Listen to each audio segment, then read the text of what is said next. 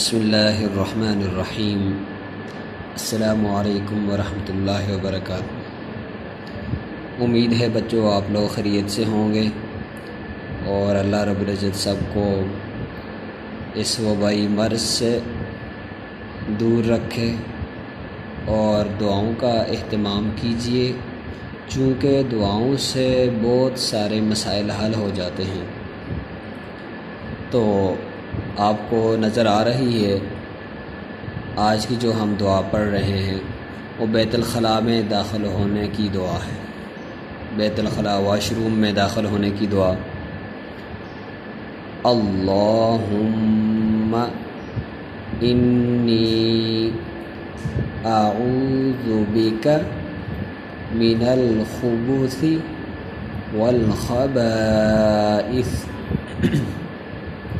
اللہم انی اعوذ بک من الخبث والخبائث۔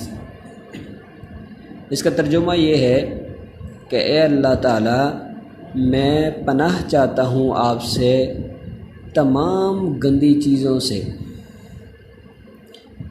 چونکہ جب انسان واش روم میں جاتا ہے تو یہ جنات کا اور شیاطین کا گھر ہے، لیکن جب یہ دعا پڑھ کے بندہ اندر جاتا ہے تو شیاطین اور جنات بھاگ جاتے ہیں اور انسان کو کوئی تکلیف نہیں دیتے۔